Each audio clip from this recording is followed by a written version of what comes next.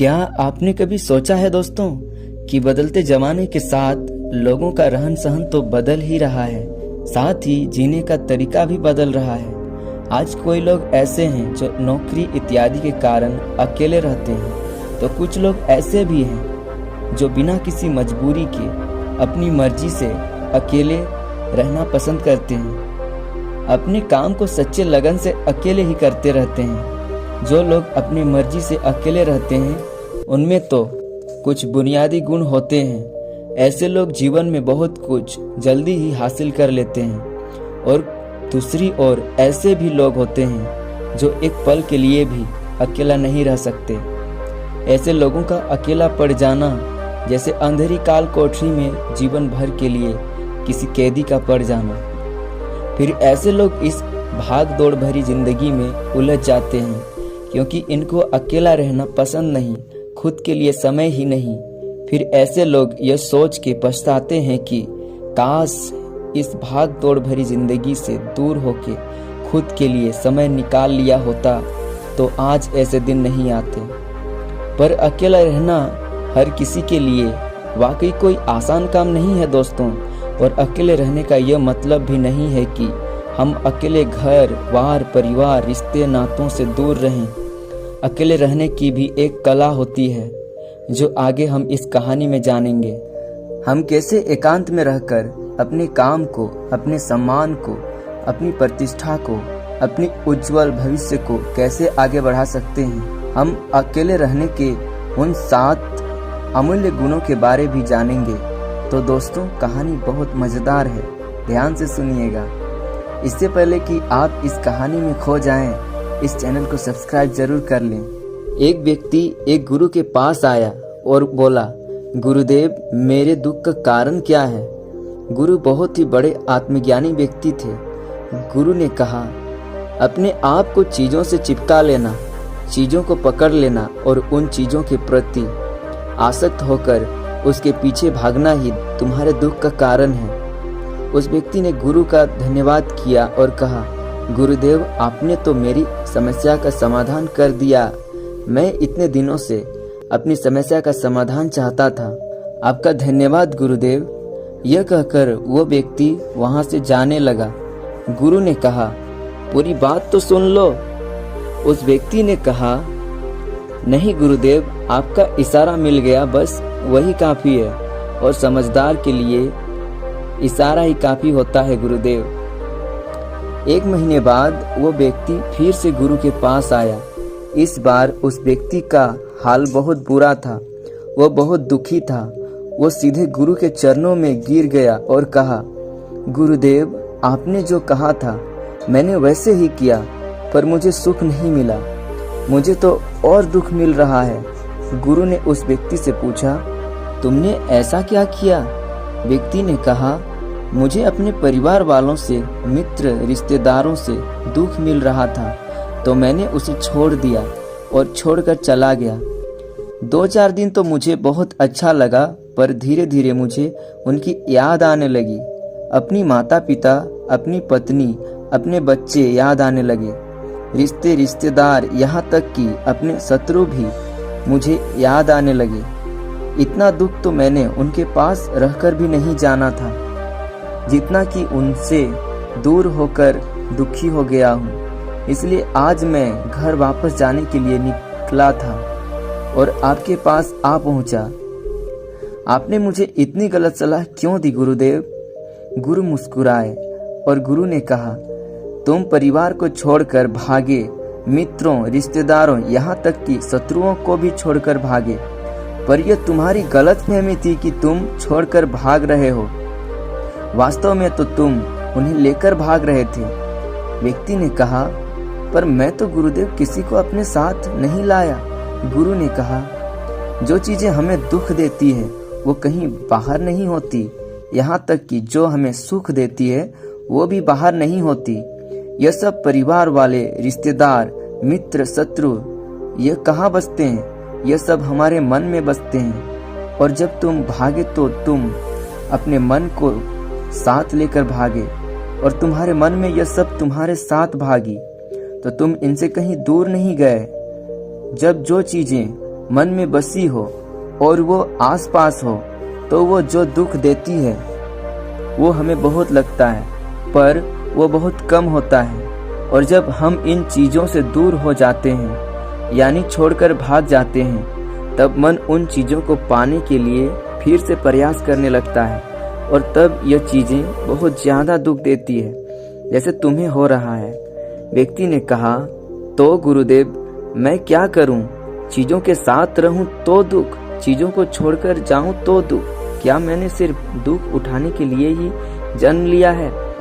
गुरु जोर से हंसे और कहा, यह बात बिल्कुल सत्य है।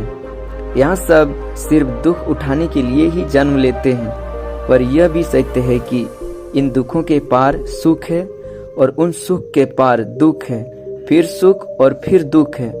जिन चीज़ों में हमें सुख नजर आता है वो दुख देते हैं, और जिनमें दुख नजर आता है वही सुख के कारण बन जाते हैं। उस व्यक्ति ने कहा, गुरुदेव क्या इस सुख दुख के माया जाल से बाहर निकलने का कोई रास्ता नहीं है? गुरु ने कहा, रास्ता तो है। अगर तुम इसी दुनिया में रहना चाहते हो, इन सब के साथ रहना चाहते हो, तो तुम्हें एक काम करना होगा। तुम ऐसे ही रहो जैसे कि तुम इस दुनिया में अकेले हो। सबके साथ रहो पर अकेले रहो। व्यक्ति ने कहा, पर गुरुदेव ये कैसे हो सकता है? गुरु उस व्यक्ति को एक जगह पर ले गए जहाँ एक मेला लगा था और वहाँ बहुत भीड़ थी। गुरु ने कहा, देखो अपने आसपास यहाँ किसी को जानते हो क्या? व्यक्ति ने कहा, नहीं, यहाँ तो कोई भी मेरी जान पहचान वाला नहीं है। गुरु ने कहा, क्या तुम यहाँ अकेले हो? व्यक्ति ने कहा, हाँ गुरुदेव, बिल्कुल अकेला हूँ। गुरु ने कहा, नहीं, तुम्हारे मन में कुछ चल रहा है, तुम अकेले नहीं हो। व्यक्ति ने कहा, हाँ मैं जल्द से जल्द अपने घर जाना चाहता हूँ, अपनी पत्नी से, अपने बच्चों से, अपने माता पिता से मिलना चाहता हूँ, अपने मित्रों से मिलना चाहता हूँ। वही मेरे मन में चल रहा है। अब यह सब भूलकर आंखें बंद कर लो और अपना ध्यान यहाँ होने वाली आवाज़ों पर लगा दो। व्यक्ति ने ऐसा ही किया और जैसे ही उसने अपनी आंखें बंद की और सारा ध्यान वहाँ हो रही आवाज़ों पर लगा दिया, उसे एक अकेलापन, एकांत महसूस हुआ। उसे लगा कि वो इतनी बड़ी भीड़ में भी अकेला है। सभी आवाज़ों के ऊपर ध्यान लगाने के कारण किसी आवाज़ के कोई महत्व नहीं था, बस आवाज़ें थीं और वो था। उसने अपनी आंखें खोली और कहा, गुरुदेव यहाँ तो मैं बिल्कुल अकेला हूँ, सब हैं पर कुछ नहीं है। गुरु ने कहा, बस इसी तरह अकेला होना है तुम्हें। रहो सबके साथ पर भीतर से अकेले रहो। साथ में सब हो पर मन में कोई ना हो।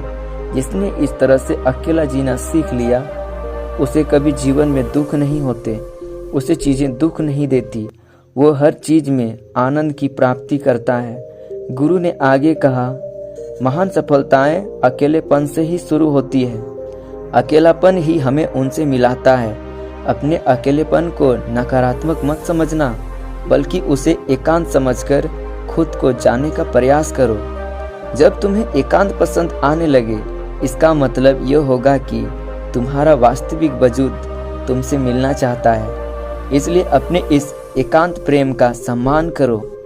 गुरु बोले, मैं तुम्हें 7 ऐसी खूबियों के बारे बताता हूँ जो अकेले रहने वाले लोगों में पाई जाती है और उन्हें दूसरों से अलग बेहतर बनाती है। गुरु ने कहना शुरू किया, पहली खूबी जो एकांत में रहने वाले लोगों में पाई जाती है वो यह है कि ऐसे लोग दूसरों की तुलना में खुद के प्रति ज़्यादा जागरूक होते हैं। वो खुद के स्वभाव और आचरण के बारे में ज़्यादा गहराई से जानते हैं। ऐसा इसलिए होता है क्योंकि जब हम अकेले होते हैं तो हमें खुद के बारे सोचने का काफ़ी समय मिल जाता है, जिससे हम खुद के व्यवहार को अच्छे से समझ पाते हैं। एकांत में रहने वाले लोग खुद की कमजोरी और ताकत को भी अच्छे से जान पाते हैं, जिससे वो दूसरों की तुलना में किसी भी खराब परिस्थिति का सामना ज़्यादा अच्छे से कर सकते हैं। गुरु ने कहा, अकेले रहने वाले लोगों की दूसरी खूबी है कि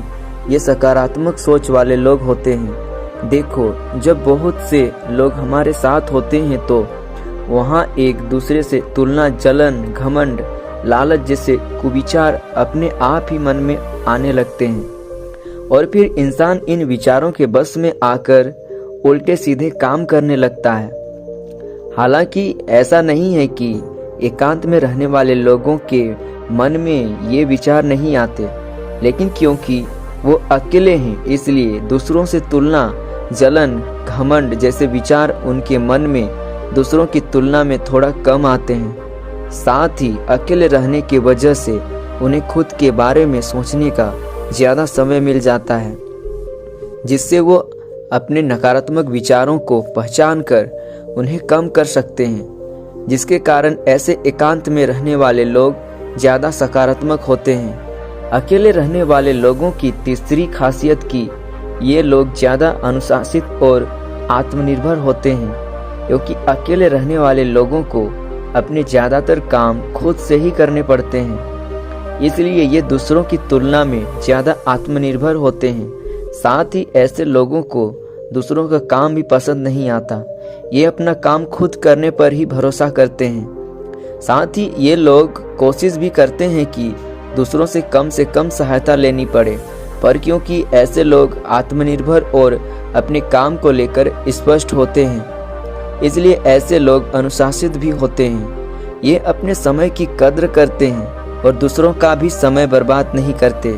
अकेले होने की वजह से ऐसे लोग एक निश्चित दिनचर्या का पालन भी करते हैं, जिससे ये लोग ज़्यादा व्यवस्थित होते हैं और ये भी इनके अनुशासित होने का एक कारण है। गुरु ने आगे कहा, अकेले रहने वाले लोगों की चौथी खासियत कि ये लोग किसी भी चीज़ के बारे में बड़ी गहराई से सोच सकते हैं। किसी भी चीज़ के बारे में बड़ी बारीकी से और गहराई में जाकर अकेले रहने वाले लोगों की सबसे बड़ी खासियत होती है।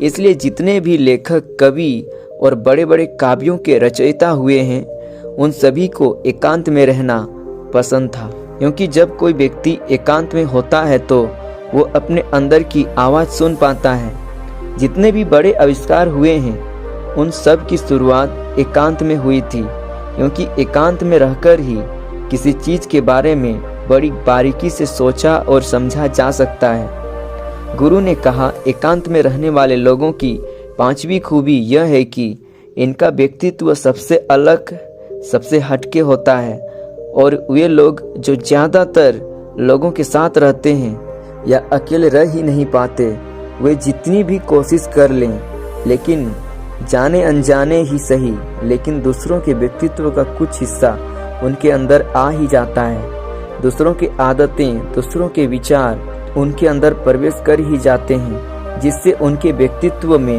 वो अनूठापन, वो निरालापन नहीं आ पाता।